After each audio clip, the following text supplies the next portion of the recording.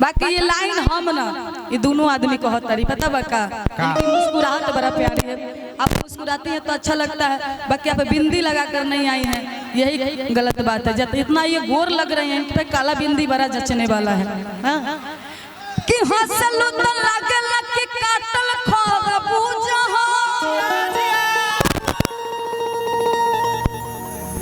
Body काहे नहीं पकड़ के रखते आप लोग? हाँ?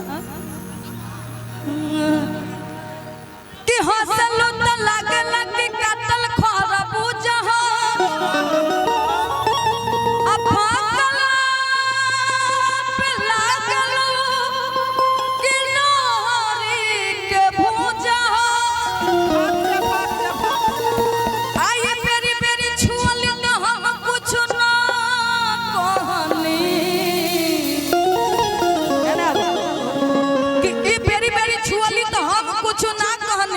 इधर, अरे इधर घूमिए, हम लड़की हैं कि मेरी मेरी छुअली तो हम कुछ ना कहनी।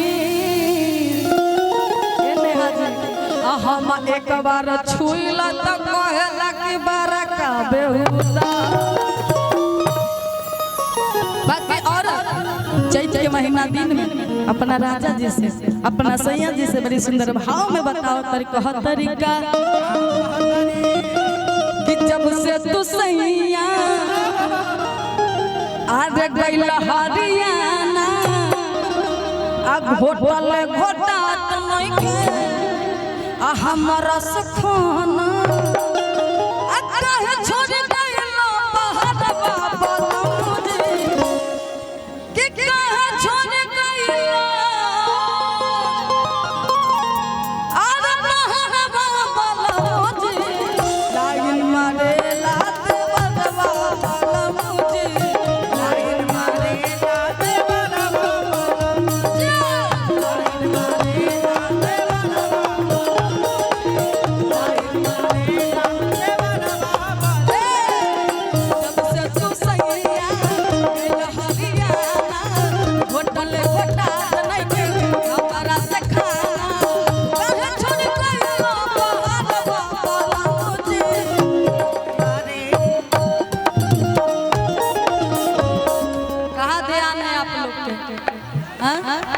आपका ध्यान इधर आदित्य राज इधर है। हाँ? तो इधर ध्यान रहना चाहिए कि आप लोग अपना मन से चले।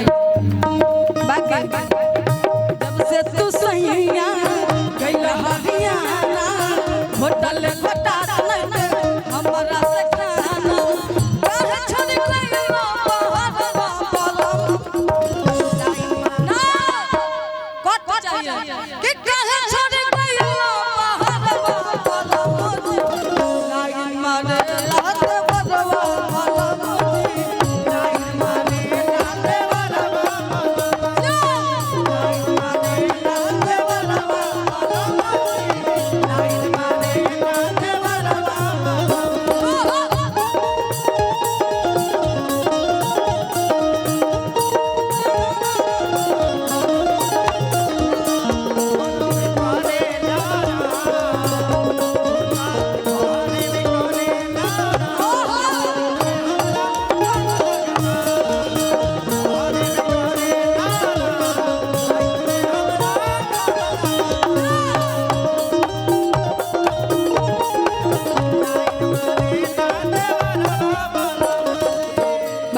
सुंदर भाव में औरत अपना राजा जी से अपना सैया जी से बताओ तरीका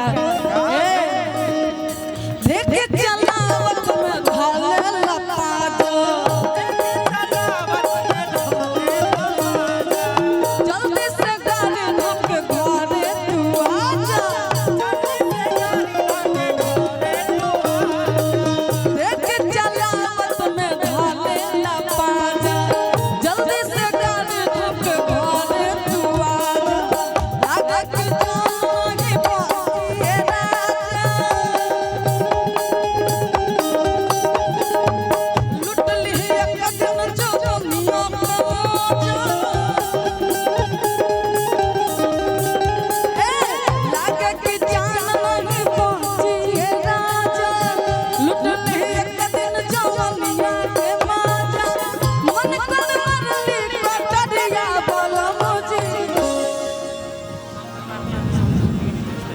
शिव शंकर माफिया सोनू जी के जिगरी दोस्त है, उनके तरफ से बहुत सारा प्यार है, आशीर्वाद।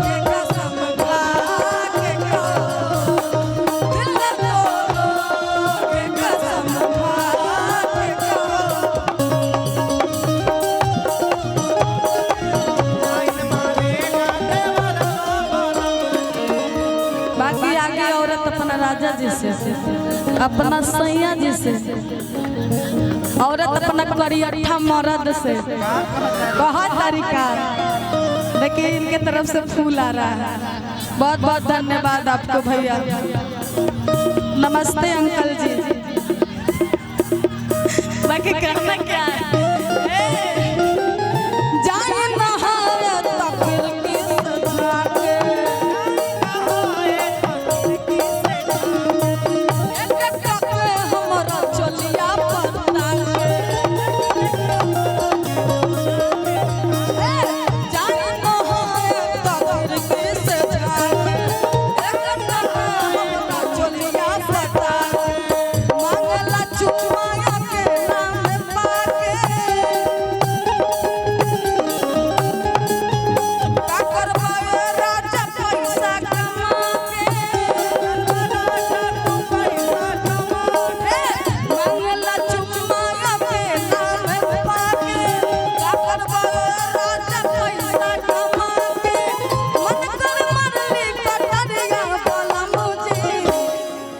बड़ा गौर से हमको देख रहे हैं, अच्छा लग रहा है कि सब लोग का नजर एकदम एक टॉक में रही पे है, होना चाहिए